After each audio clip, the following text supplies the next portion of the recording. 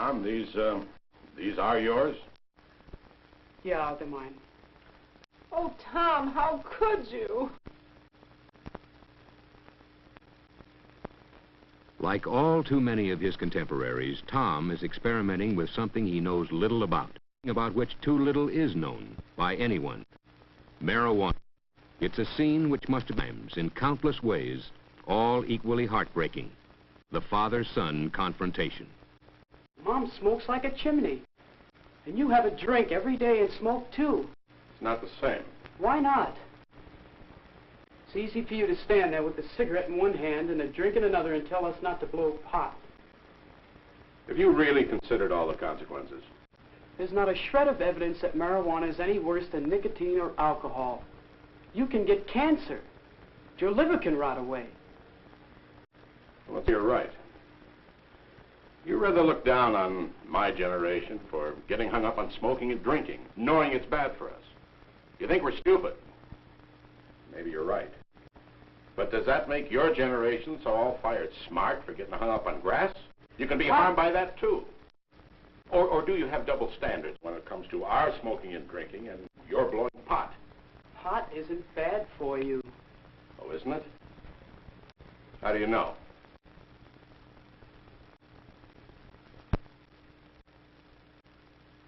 Studies concerning marijuana's possibly harmful effects have been made, although they're not yet conclusive.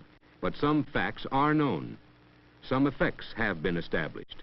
There are apparently few physical manifestations, a reddening of the eyes, lowered body temperature, and a certain inability to coordinate movement. But there are other effects, psychological effects. The marijuana user generally experiences an uncontrollable feeling of hilarity, quite without reason. He exhibits a marked carelessness. His senses and time perception are distorted. He becomes confused, and he displays irresponsibility and poor judgment. And prolonged use may result in a loss of ambitious respect, the induced couldn't-care-less attitude. But grass is not a dangerous drug like heroin. You don't become an addict. May not be physically addictive, but it is habituating. You can come to What it really does is expand your mind. It makes you see things more clearly. It makes you more creative. Really, it does. All the painters and writers, they all say so. Yeah, maybe they do. Anyway, Tom, it is illegal. Every time you blow a marijuana cigarette, you take a chance on blowing your future. Oh, come on, Pop. All my friends smoke pot. They're not criminals. Only because they haven't been caught yet. Two viewpoints, two opinions. But the relationship between Tom and his father is basically a good one.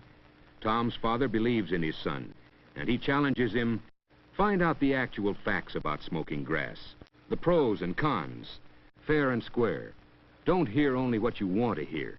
And then if Tom is still honestly convinced there's no harm in doing it, nothing further will be said. Tom agrees. He's only smoked pot occasionally for a few weeks. He's really new to the scene. Well, here, you can start with this. Oh, Pop, come on. Establishment propaganda. Read it anyway. Yeah, sure, later. But I've got a better source of information. Tom seeks the help of his friend, Mac, a couple of years his senior, the boy who first introduced him to pot.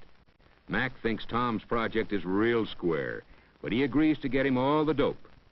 No pun intended. He knows just where to start Tom's education. At a garden pot party held by one of Mac's friends.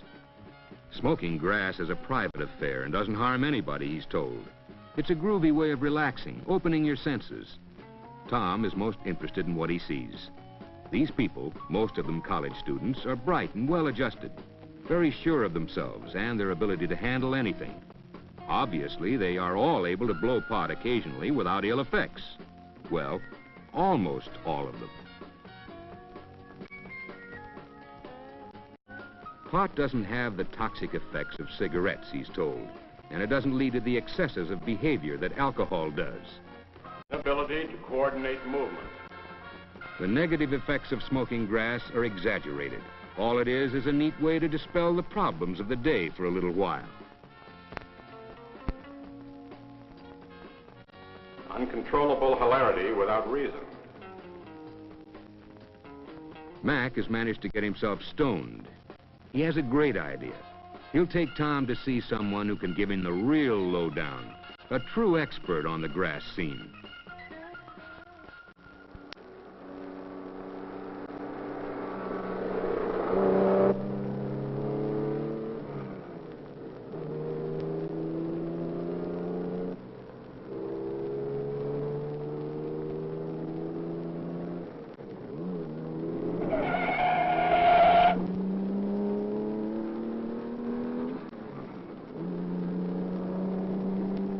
Irresponsibility and poor judgment. Where's your head? Quit bugging. Nothing happened.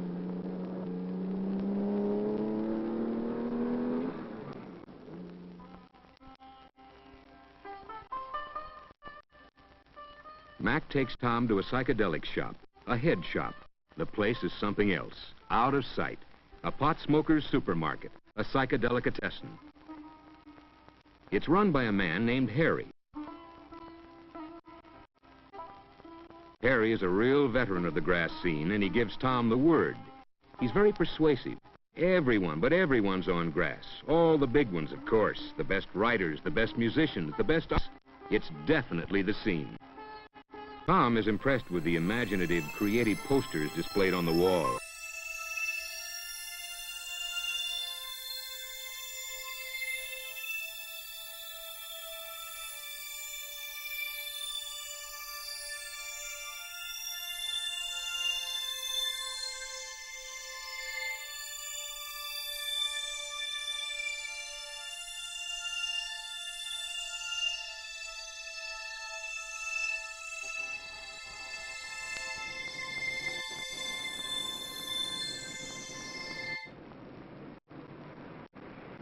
Hey, man, got any spare change? Sure. Here. Loss of self-respect.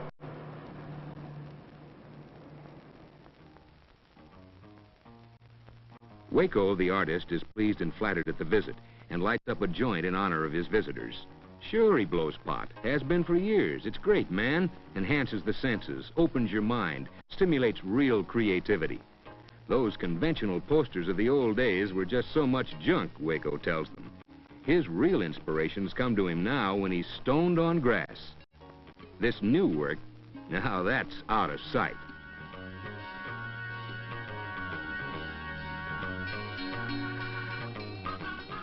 They only think they create better things. Waco insists grass is the greatest. That's where real expansion of your mind and talents can be found. Turn on, tune out of the rat race and its square problems, and tune in on real self-knowledge and creative power. Waco, come quick! Bunny is Waco's wife. There's trouble, big trouble. The man is busting her younger brother.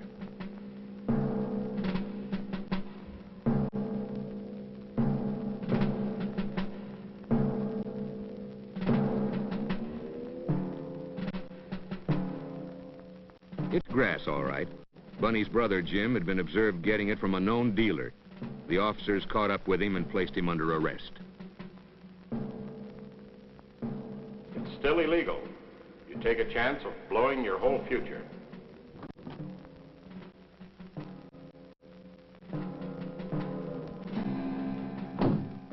Bunny wants to know what the officers are going to do with her brother.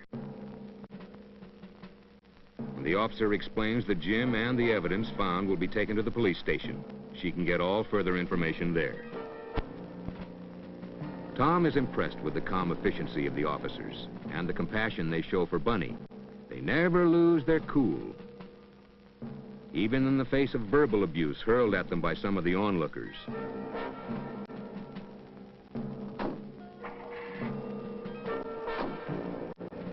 Bunny and Waco want to go to the police station, and Mac and Tom decide to tag along.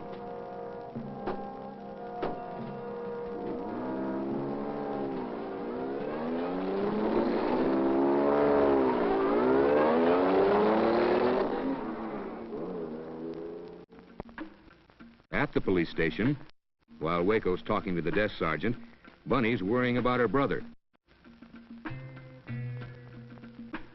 He knew he was taking a chance on that pickup, she says, but he just had to have his grass.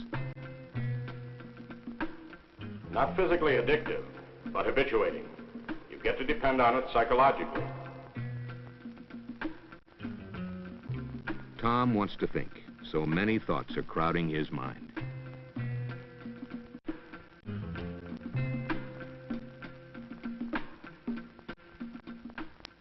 Marijuana, cannabis sativa, or Indian hemp, weed, grass, pot. It can become a stimulant or a depressive or an hallucinatory agent, which affects the central nervous system and reacts differently and unpredictably on each individual user, occasionally with disastrous results. Tom has company. A police officer has noticed his interest in the display. Does he have any questions? Well, Tom is out after information, pro and con. What are the facts, he asks. Easily, with friendly informality, the officer speaks to Tom. No lecturing, no sermonizing. Pot smoking, quite apart from being illegal, is a problem. The psychological dependency generated by pot is probably its greatest danger. Plus the fact that so many young smokers who can't cope with the everyday problems of growing up seek an ersatz maturity through it. Kids who get high repeatedly don't want to come down. There's a wholesome abandonment of goals and ambitions. They've found a world where they seemingly have no problems. That's the cruelest hoax of all.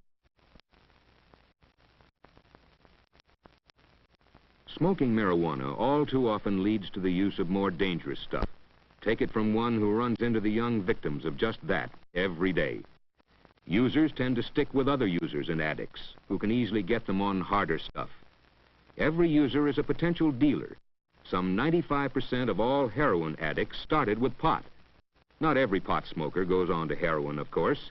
A personality factor is undoubtedly largely responsible for that step.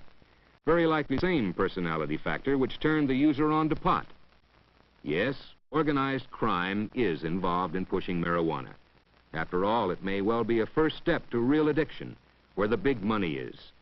And every pot smoker indirectly supports big-time narcotics dealers and criminals. These dealers sometimes even get cute. They've been known to mix other drugs in the grass, hoping for a quick and dependable push towards addiction. Not to mention all the other junk and impurities mixed in with the average cut of marijuana. Maybe smoking pot isn't physically harmful to the young occasional user, although this is far from certain. As recently as 1914, heroin was sold over the counter as harmless because its deadly properties were not fully known. But consider this.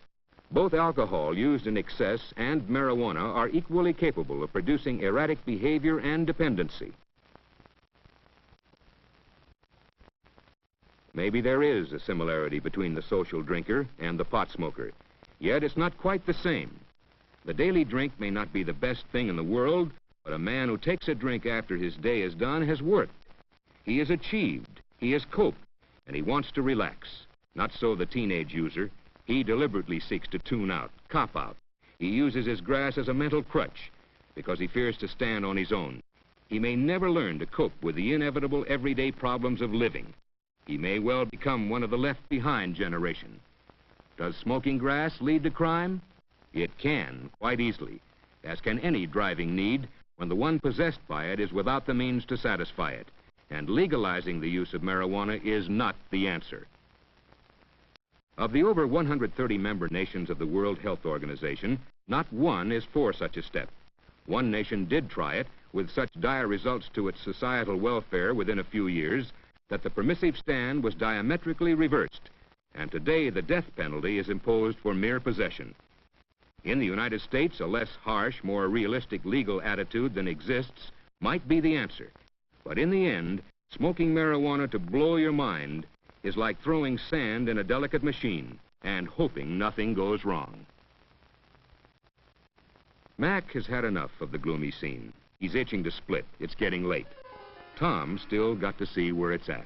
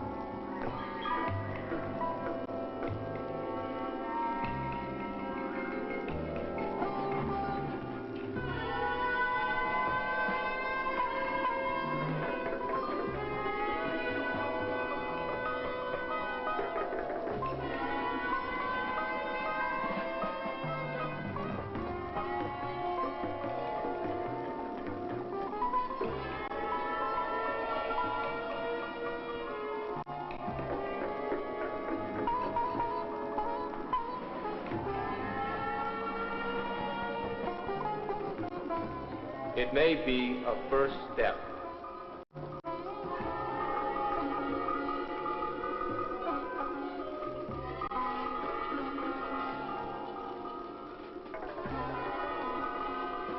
The left behind generation.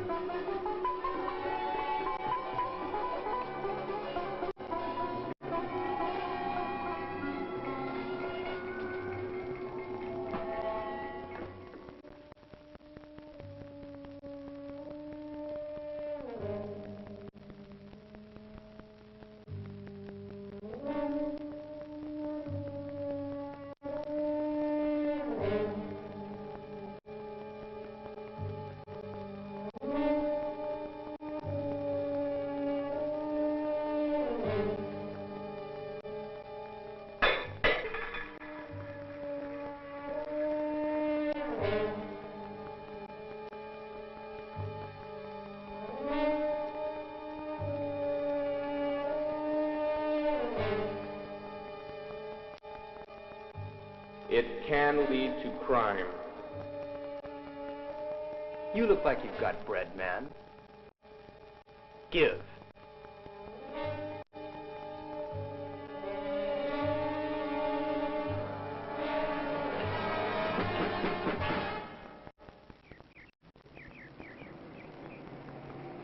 There's nothing wrong with smoking marijuana. It's no worse than taking a drink. A 20-year study of marijuana smokers in Greece showed a frank personality change and permanent brain deterioration. There are still too many unanswered questions about the effects of smoking marijuana. Exhaustive tests are being made. Let's wait and see.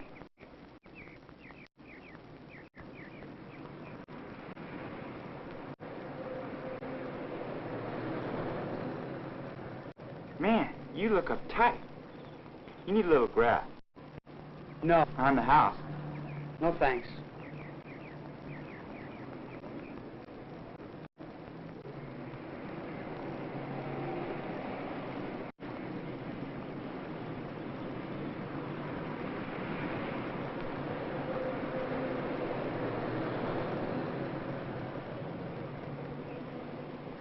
He's just a kid. He's old enough to have a butt. He's old enough to blow pot.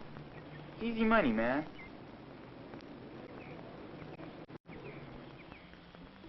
Tom's impressed with what he has experienced. Nobody of the establishment lectured him, just gave him straight facts. Only the pot smokers seemed obsessed with the idea of turning others on. One afternoon, Tom again has a talk with his father. He's looked at both the pros and cons of blowing pot. He's not convinced that grass is all that harmful, but there is room for a lot of doubt. Why don't we wait and see? There's a lot of testing to be done before we'll know all the facts. We've already got our hang-ups with smoking and drinking. We know the consequences we face doing it. Why add another hang-up by blowing pot? Especially since the full consequences of that are not known. Tom has decided what he'll do. It would be stupid to take a chance. After all, he's no psychological cripple, unable to cope. Who needs a grass crutch? Much better to keep off the grass.